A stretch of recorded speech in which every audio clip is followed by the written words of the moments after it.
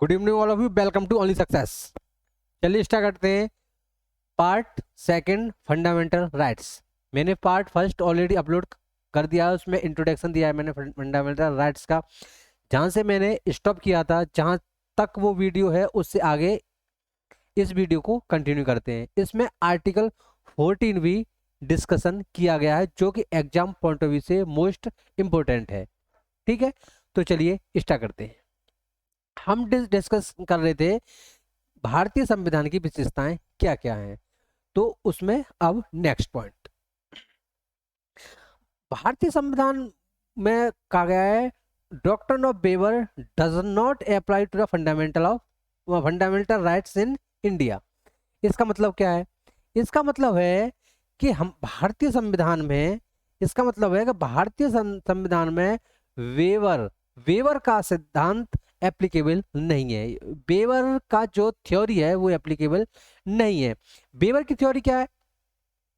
Waiver की theory है, इसको हिंदी में बोलते हैं परित्याग का सिद्धांत। परित्याग का सिद्धांत, और क्या बोलते हैं? और बोलते हैं उसको अधित्याग का सिद्धांत। अधित्याग का सिद्धांत,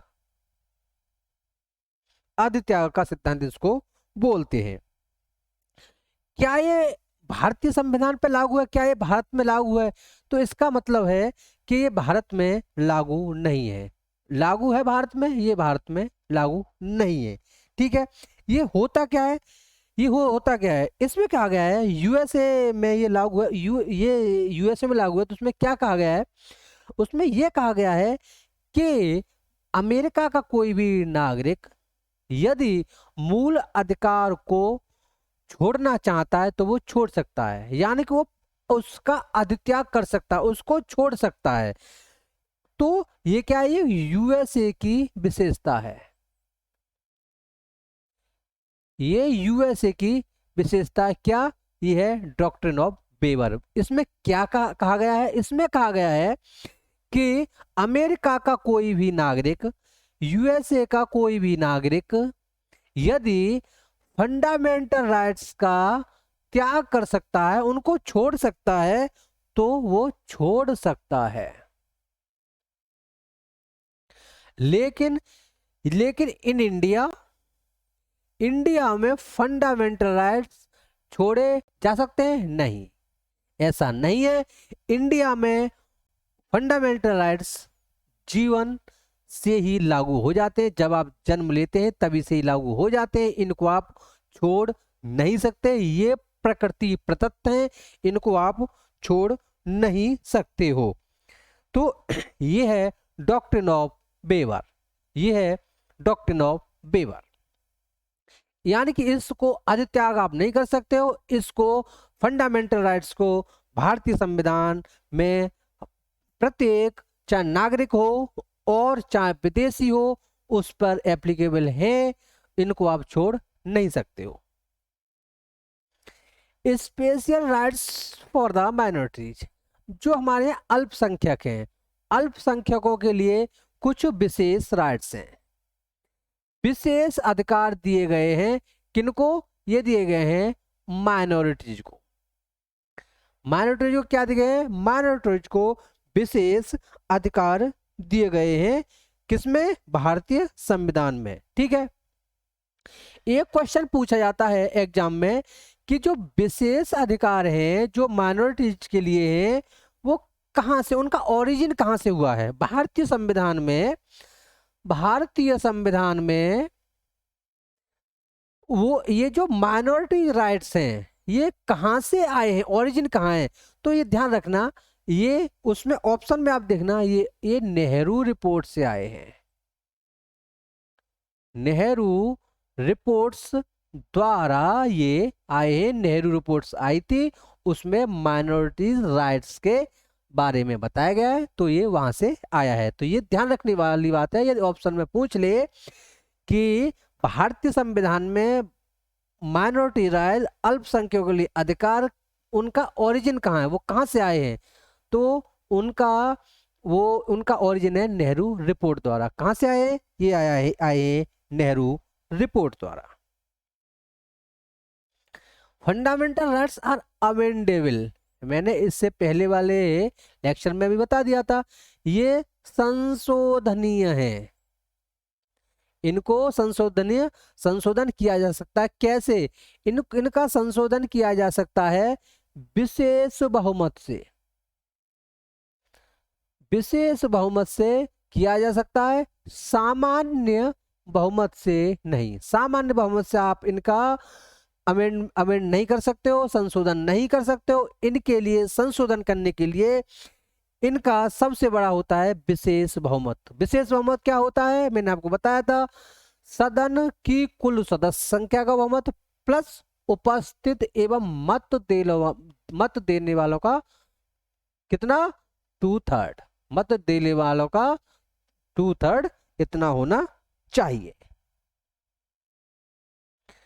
They are defended and guaranteed by the Supreme Court। ये इनका संरक्षक कौन है? इनका संरक्षक है माननीय सर्वोच्च न्यायालय। कौन है? यह है सर्वोच्च न्यायालय। ठीक है, इसमें क्या है, मैंने आपको पहले ही लेक्चर में बताया था कि आर्टिकल 32 से आप जा सकते हैं सुप्रीम कोर्ट। कहां जा सकते हैं? आर्टिकल 32 से कहां जा सकते हैं? सुप्रीम कोर्ट जा सकते हैं। किसको लेकर के? यदि आपका फंडामेंटल राइट्स, यदि आपका मूल अधिकार का उल्लंघन हो रहा है तो। और आर्टिकल 226 से आप कहां जा सकते हैं? आप हाई कोर्ट जा सकते हैं। कब? जब आपका मूल अधिकार के अलावा कोई भी अधिकार का उल्लंघन होता है। तो उल्लंघन कब होता है? जब मूल अधिकार का उल्लंघन होता है तो आप कहां जा सकते हैं? Supreme court. आर्टिकल 32, आर्टिकल 226 कहां जा सकते हैं? High court. कब? जब आपका मूल अधिकार के अलावा कोई भी अधिकार का उल्लंघन हो रहा है तो आप 226 के तहत आप हाई कोर्ट जा सकते हैं। They can be suspended, already मैं डिस्कस कर चुका हूं, इनको निलंबित किया जा सकता है। कब निलंबित किया जा सकता है? इनको निलंबित किया जा सकता है जब आपातकाल की स्थिति हो। आपातकाल की स्थिति में ये निलंबित किए जा सकते हैं। आपातकाल की स्थिति में ये निलंबित किए जा सकते हैं और ये निलंबित नहीं किए जा सकते। सिर्फ कब आप निलंबित किए जा सकते हैं? सिर्फ ये आपातकाल की स्थिति में निलंबित किए जा सकते हैं। कौन निलंबित कर सकता है इनको? इनको माननीय राष्ट्रपति जी निलंबित कर सकते हैं। माननीय राष्ट्रपति जी इनको निलंबित कर सकते हैं। They have constitutional superiority over the rights. ये मतलब जितने भी अधिकार होते हैं उन सब में सर्वोपरि हैं, इनको प्रायोरिटी दी जा सकती है। जैसे मैंने आपको बताया था, कानूनी अधिकार और क्या है? संवैधानिक अधिकार। कानूनी अधिकार और कौन सा है? और है संवैधानिक अधिकार।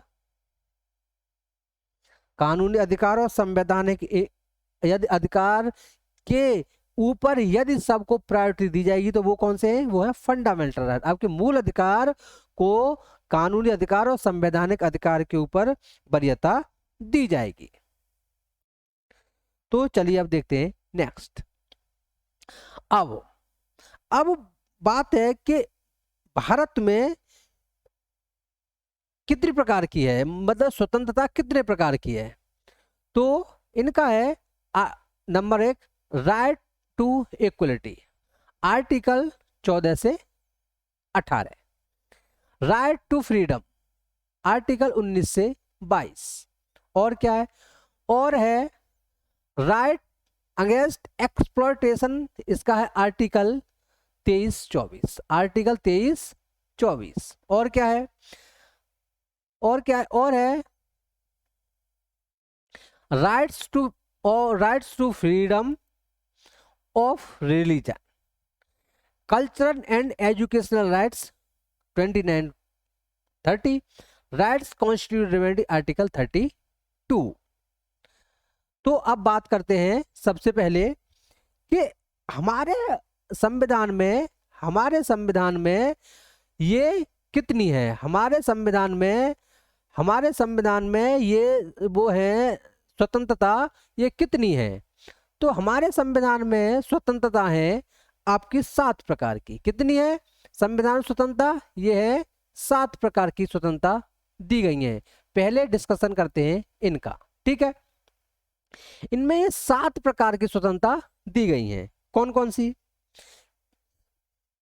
यानी कि आर्टिकल 19 में, आर्टिकल 19 में 7 प्रकार की दी गई थी। कब ये दी गई थी, 1949 में, ठीक है। फिर क्या हुआ, यानी कि ABCD मैं आपको लिख के बता देता हूं, ABCDEF और G, ठीक है।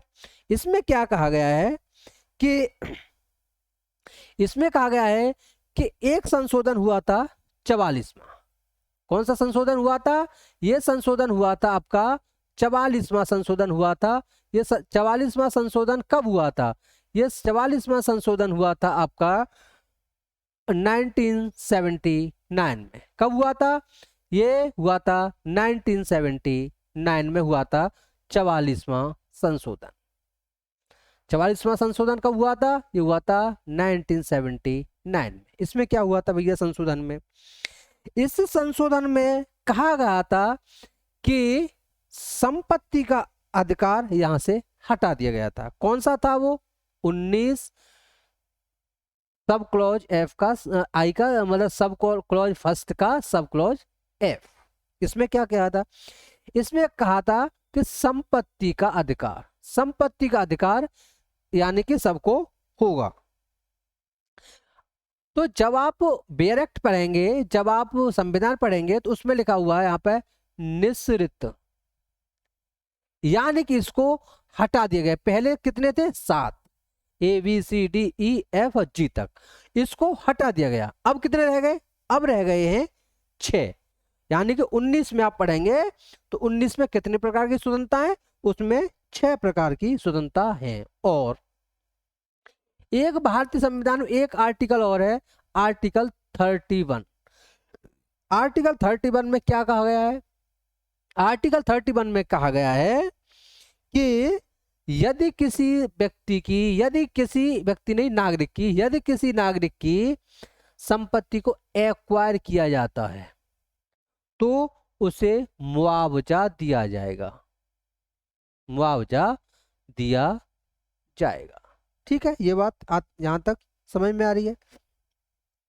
हमने अब क्या बताया था आपको, हमने बताया था कि भारतीय संविधान में जो फंडामेंटल राइट्स हैं कहाँ से कहाँ तक हैं, ये हैं फंडामेंटल राइट्स हैं आपके 12 से 35 तक। 12 से 35 फंडामेंटल राइट्स हैं, तो उसमें 31 भी आ रहा है।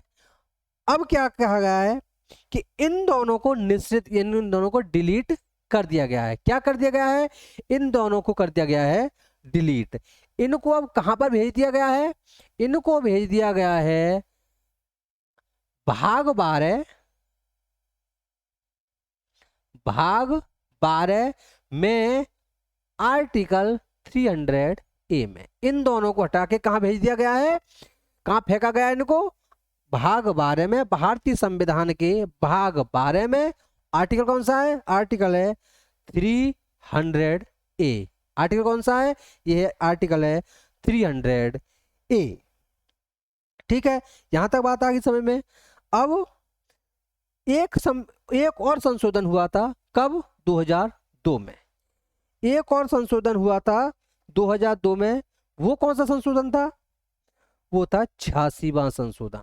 कौन सा संशोधन था, वो था आपका 86वां संशोधन। उसमें क्या कहा गया भैया, उसमें कहा गया है कि भैया कि आर्टिकल 21A जोड़ा गया है। क्या जोड़ा गया है? उसमें आर्टिकल 21A जोड़ा गया है। 20A में क्या है? 20A में है कि आर्टिकल 86वां संशोधन, आर्टिकल कौन सा जोड़ा गया है? 21A। कब हुआ था? 2002 में। कब हुआ था ये? 2002 में हुआ था। ठीक है। इसमें क्या हुआ है? इसमें 21 में कहा गया है कि 6 से 14 आयु के बच्चों को निःशुल्क तथा अनिवार्य शिक्षा दी जाएगी। इसमें ये कहा गया है। किसमें कहा गया है? ये आर्टिकल 21A में। ध्यान रखना, ये आर्टिकल 21A का आर्टिकल 21 है, उसका सब क्लॉज ये नहीं है, ये स्वतंत्र आर्टिकल है। ये आर्टिकल कैसा है? ये आपका आर्टिकल स्वतंत्र आर्टिकल है। ठीक है। इसमें कहा गया है कि 6 से 14 वर्ष के जितने भी मतलब जितने भी बच्चे हैं उनको निःशुल्क एवं अनिवार्य शिक्षा दी जाएगी। तो अब मैं आपसे क्वेश्चन पूछता हूं कि वर्तमान में भारतीय संविधान में कितने फंडामेंटल राइट्स हैं? यदि मैं आपसे क्वेश्चन पूछूं कि वर्तमान में भारतीय संविधान में कितने फंडामेंटल राइट्स हैं, तो यदि अब मैं आपसे पूछूंगा तो इसका आंसर क्या होगा? तो मैं आपसे अभी पूछूं, एक सेकेंड,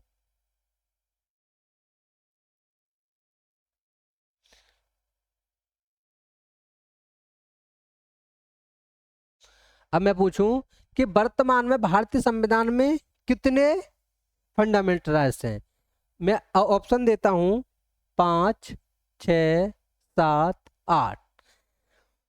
तो वैसे देखा जाए तो वैसे तो 7 है। यदि मैं उसको भी लगा दूं संपत्ति, उसको वैसे देखा जाए साइंटिफिकली तो 7 है। लेकिन यदि ऑप्शन में आता है 7 है या ऑप्शन में 6 नहीं है तो 7 आप मारोगे ट्रिक। लेकिन यदि नहीं है तब क्या करोगे? यदि इन दोनों में मोस्ट एप्रोप्रिएट होगा, आंसर करेक्ट होगा बी, यानी कि 6। वो कैसे? वो इसलिए क्योंकि मैंने आपको बताया कि आर्टिकल 19 में कितनी है स्वतंत्रताएं? मैंने आपको 7 बताई थी, फिर एक संपत्ति का अधिकार हट गया तो कितनी हो गई? ये हो गई 6। फिर आप कहोगे कि 6 तो एक थी, लेकिन आप बता रहे हो कि 21A भी ऐड हो गया। हाँ बिल्कुल बात सही है। मैंने आपको यह भी कहा है कि 21A एक स्वतंत्र आर्टिकल है। यह देखिए ना, मैं आपको थोड़ा बता दूं, जैसे कि ये जैसे ये है, जैसे 19, इसमें कौन कौन सा? 19 से 22, इसमें क्या है? 19, 20, 21, 21A और 22, यानी कि ये स्वतंत्र आर्टिकल है। ये किसी भी उसमें बिलोंग नहीं कर रहा है। ये 19 का कहीं से भी, ये आर्टिकल 19 से 22 है, ये कहीं 21 से कहीं भी 21 का भाग नहीं है। ये एक स्वतंत्र आर्टिकल है। ये एक कौन सा है? ये एक स्वतंत्र आर्टिकल है। जैसे वो थे मतलब ये 19 का ही मतलब राइट टू फ्रीडम, ये स्वतंत्रता का अधिकार है। लेकिन ये आर्टिकल देखा जाए 31 तो वो अलग आर्टिकल था। ठीक है। आर्टिकल 19 फर्स्ट 19 का F, 19 क्लॉज ए का सब क्लॉज F, वो एक अलग था। लेकिन ये क्या है? ये आ रहा है राइट टू फ्रीडम। ये राइट टू फ्रीडम, ये अलग से शिक्षा का वो नहीं है कि अलग से कोई शिक्षा का अधिकार नहीं।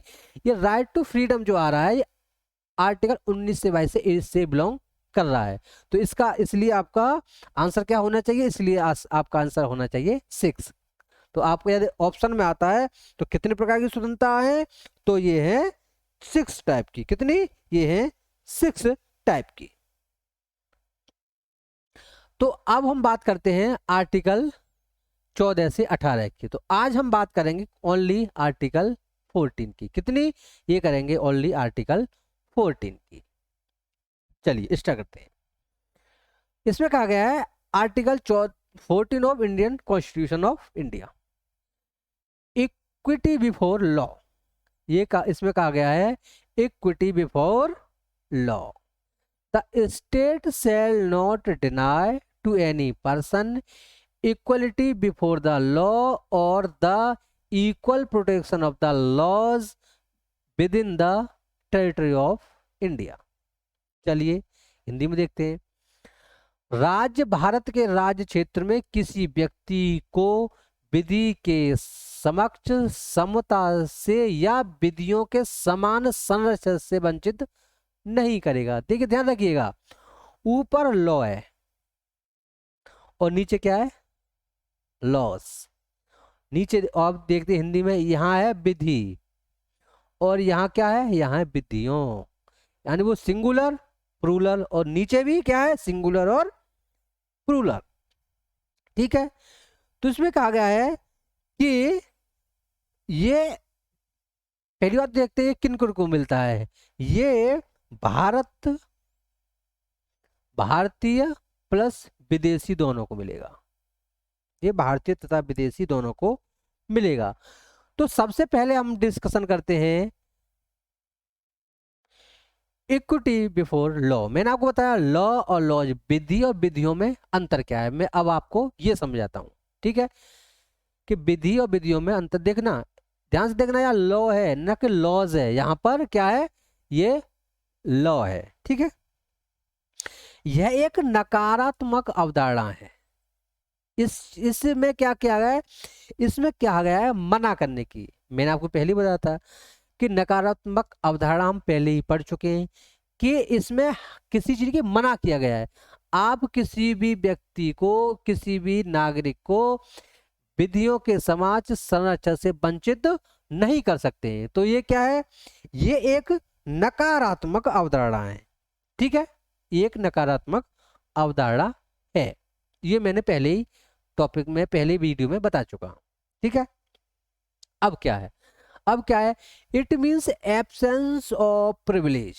ये मोस्ट इंपोर्टेंट, ये है most important, absence of privilege. इसका क्या? प्रिविलेज का मतलब क्या होता है? प्रिविलेज का मतलब होता है विशेषाधिकार।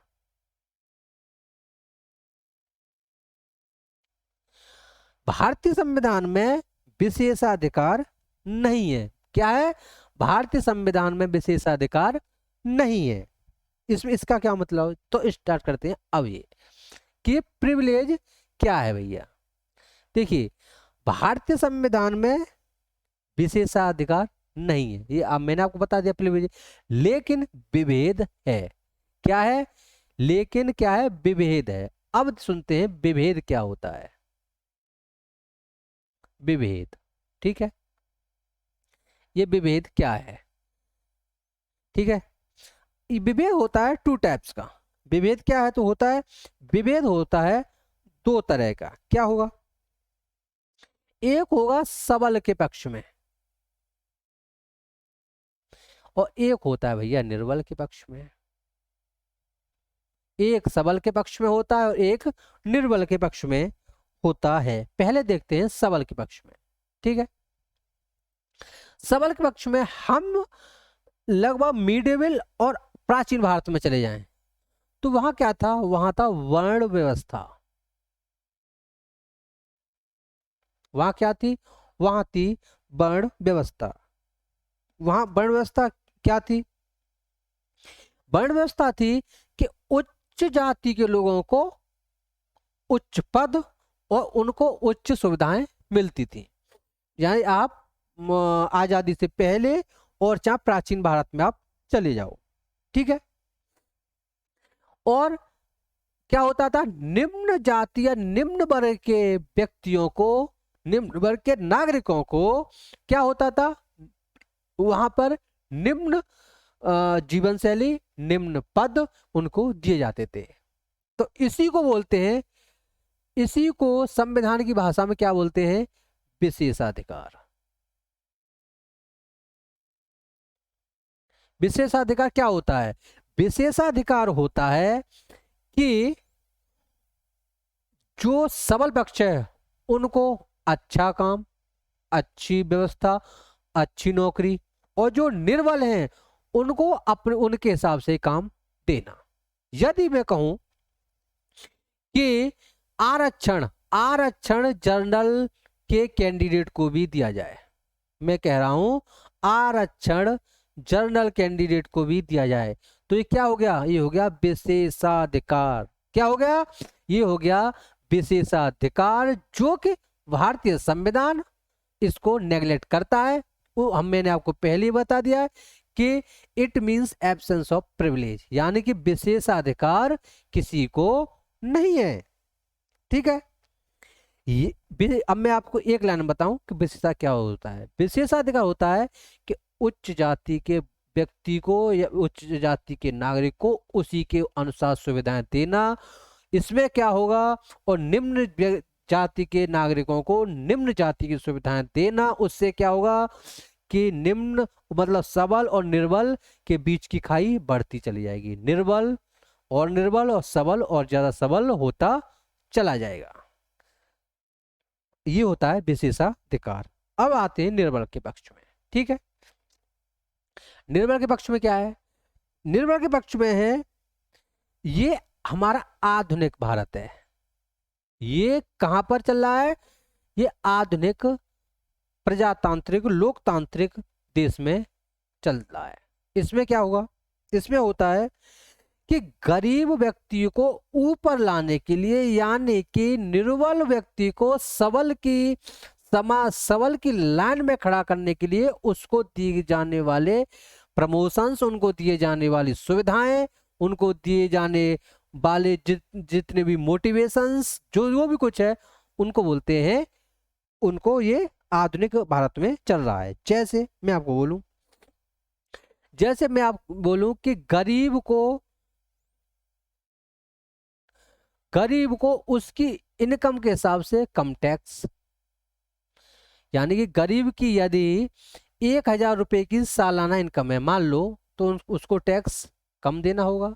यदि अमीर की सालाना इनकम है 10,000 रुपए, तो उसको टैक्स ज्यादा देना होगा। बिल्कुल बात सही है, बिल्कुल बात सही है। यदि मैं ये कर दूं कि गरीब की 1,000 लेकिन टैक्स ज्यादा देगा, और अमीर की इनकम ज्यादा है वो टैक्स कम देगा, तो ये क्या हो गया? ये होगा विशेषाधिकार। विशेषाधिकार इसी को बोलते हैं। ठीक है, इसी को क्या बोलते हैं? इसी को बोलते हैं हम विशेषाधिकार। अब देखते हैं आगे और क्या होता है। एक होता है सकारात्मक विभेद। एक होता है सकारात्मक विभेद। सकारात्मक विभेद, ठीक है। एक होता है सकारात्मक कार्य। सकारात्मक कार्य ये क्या है? सकारात्मक विभेद क्या है भैया? ये सकारात्मक विभेद अगर दुर्लभ के पक्ष में लिया गया निर्णय, ये हो गया सकारात्मक कार्य। जैसे मैं कहूं कि जैसे कोई व्यक्ति गरीब है, उसको 2 रुपए किलो में अनाज मिलेगा। बिल्कुल बात ठीक है, मिलना चाहिए। कोई व्यक्ति गरीब है तो उसको 2 रुपए किलो में अनाज मिलना चाहिए। ये हो गया सकारात्मक विभेद। और जो अमीर है उसको मिलना चाहिए 50 रुपए किलो में। बिल्कुल बात ठीक। सकारात्मक कार्य, कार्य क्या है? इसमें क्या है कि आरक्षण की प्रक्रिया। आरक्षण इसमें क्या है? आरक्षण एक एफर्मेटिव एक्शन है। आरक्षण क्या है? एक एफर्मेटिव एक्शन है। ठीक है, अब चलते हैं आगे। It has taken from the British tradition. It has been taken from the British tradition. अब देखिए, ध्यान रखने वाली बात है, यदि आप ऑफलाइन होते तो मुझसे क्वेश्चन पूछते कि सर ये क्या है। इसमें कहा गया है it taken from the British. हमने क्या बताया था पहले, हमने कहा कि भारतीय वो फंडामेंटल राइट्स कहाँ से लिए गए हैं, यूएस से। लेकिन अब देखिए बहुत ही संविधान बनाने वालों ने, हमारे भारतीय संविधान बनाने वालों की बहुत बड़ी तारीफ है, उनकी जितनी तारीफ करिए उतना कम है। उन्होंने कभी कॉपी पेस्ट नहीं किया है, ये बहुत बड़ी वो है कि उन्होंने कभी कॉपी पेस्ट नहीं किया है, जो जहां से अच्छा लगा है वहां से उन्होंने पिकअप किया है। ये कहाँ से लिया गया है, लॉ कहाँ से लिया गया है, ब्रिटिश से। कहाँ से, ब्रिटेन के संविधान से लिया गया है। ठीक है। It is a part of Dicey concept of rule of law. ये क्या है डायसी, ये डायसी क्या है, इसमें कहा गया है, डायसी ने कहा है कि इसमें कि कानून का शासन होना चाहिए, कानून का शासन होना चाहिए। इसमें क्या है, कानून का शासन कैसे होगा, कानून का शासन भैया जब होगा, कानून का शासन जब होगा जब सबल से विशेष सुविधाएं लेकर के वो निर्बल को दी जाएं, यानी कि सबल को छूट कम और निर्बल को छूट ज्यादा। तब उन्होंने बोला था कि तब कानून का संविधान, जब मतलब कानून का क्या होगा, कानून का शासन होगा। ये कहा है किसने, डायसी ने। इससे क्या होगा कि सबल और निर्बल के बीच की खाई कम होगी। क्या होगा, सबल और निर्बल के बीच की खाई क्या होगी, कम होगी। ये कहा है किसने, डायसी ने। तो ये हमने डिस्कशन किया है लॉ का। अब बात करते हैं लॉज की, हमने यही बताया था आपको सब। अब बात करते हैं लॉज। ठीक है, ये क्या है, it is a positive concept. क्या है, it is a positive concept. Positive में मैंने आपको बता ही दिया था, पॉजिटिव इसमें किसी चीज का एफर्मेटिव एक्शन का कहा गया है। क्या कहा गया है, ये फिर किसी की मनाही नहीं कहा गया है, इसमें कहा गया ऐसे करिए, इसमें पॉजिटिव की बात कही गई है। ठीक है। अब मोस्ट इंपोर्टेंट टॉपिक है टॉपिक नंबर 2। इसमें क्या क्या है, it means similar treatment in similar circumstances. ये कहा गया है similar treatment in similar circumstances. इसमें क्या है, समान परिस्थिति में समान व्यवहार।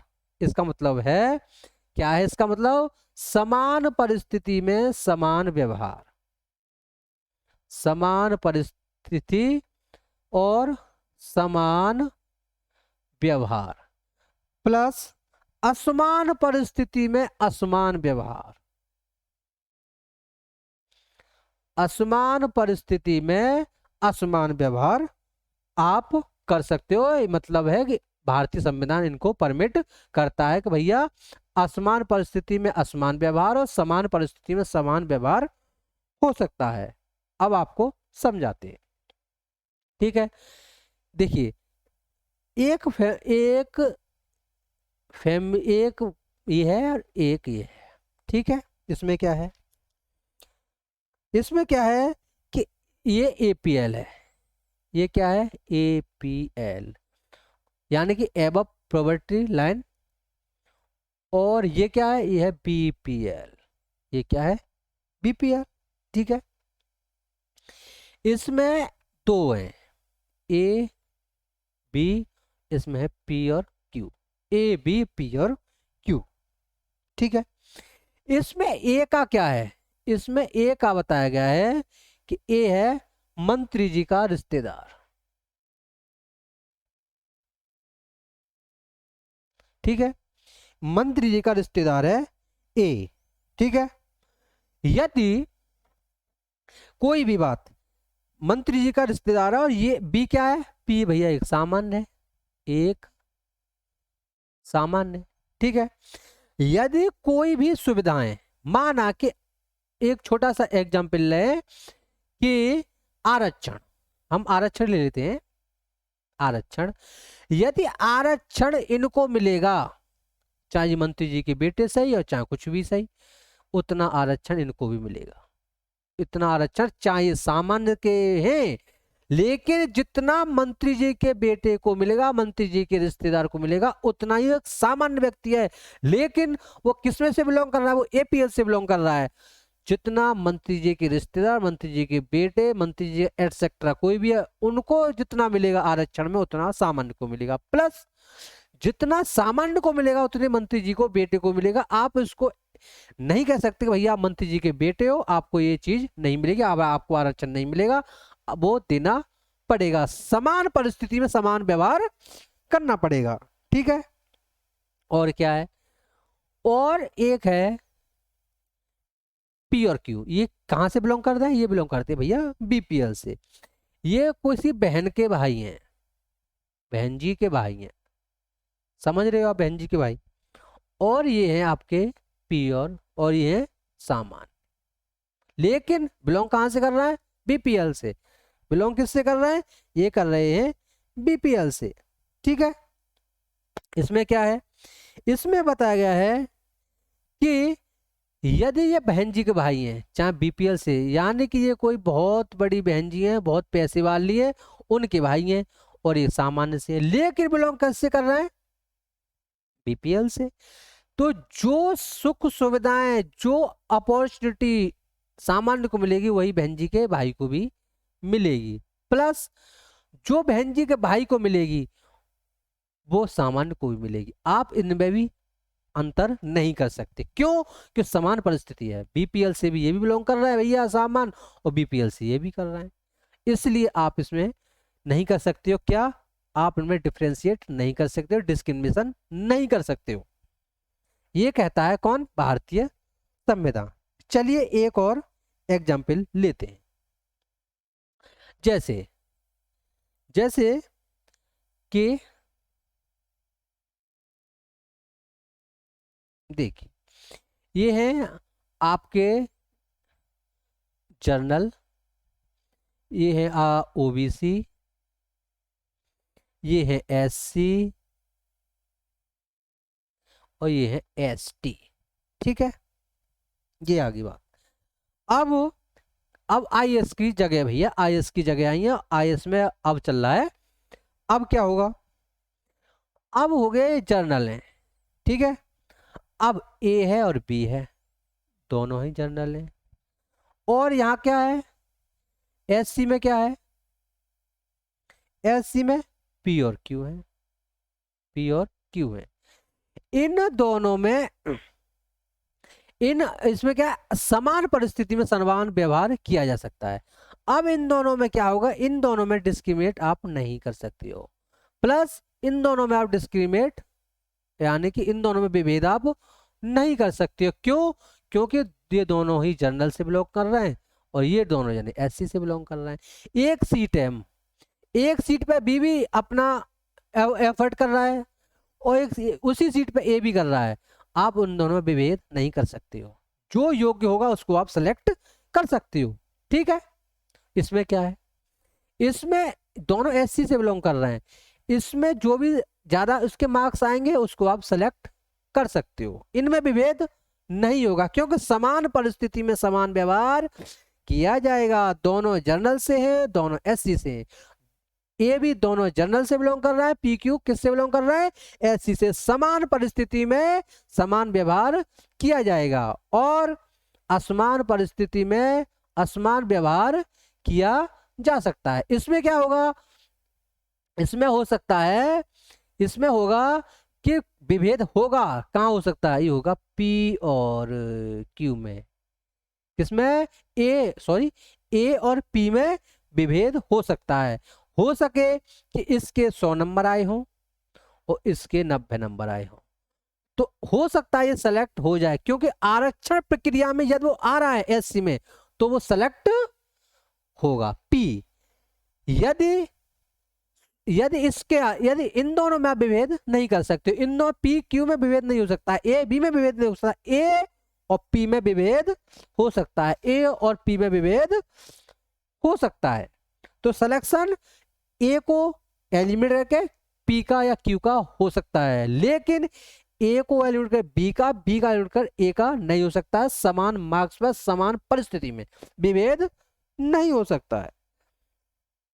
तो ये आपको बात समझ में आ गई होगी। और क्या है, it is based on proportionally equality.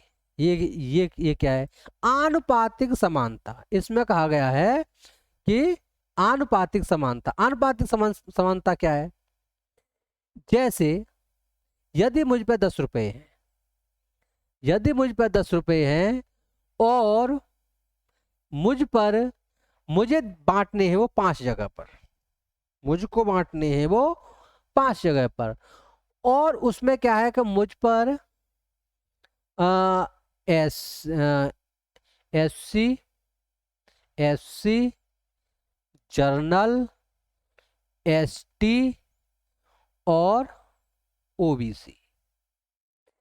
तो मुझे 5 स्टूडेंट हैं और मुझे 10 रुपए बांटने हैं, तो सीधा सीधा वो है कंसेप्ट है कि 2-2 रुपए दे दो इनको भैया, 2-2 रुपए सबको दे दो, 2-2-2-2-2 इन सबको 2 रुपए। लेकिन हमारा संविधान क्या कहता है, हमारा संविधान कहता है प्रोपोर्शनल इक्वलिटी, यानी कि जो आनुपातिक समानता है उसको अप्लाई करता है। जैसे जैसे मैं बोलूं कि जर्नल को 1 रुपए दे दो, जर्नल को 1 रुपए दे दो, और जो इनमें गरीब है, जो इनमें वो है, यानी कि इसको भी 1 रुपए दे दो, ओबीसी को, इसको 2 दे दो, इसको 2 दो, इसको 2 दे, ठीक है, या फिर इसको 3 दे दो, इसको 3 दे दो। यानी कि जो जितना गरीब है, जो जितना शोषित है, उसको हमको ज्यादा देना चाहिए। ये करता है भारतीय संविधान, इंडियन कॉन्स्टिट्यूशन ये बात करता है।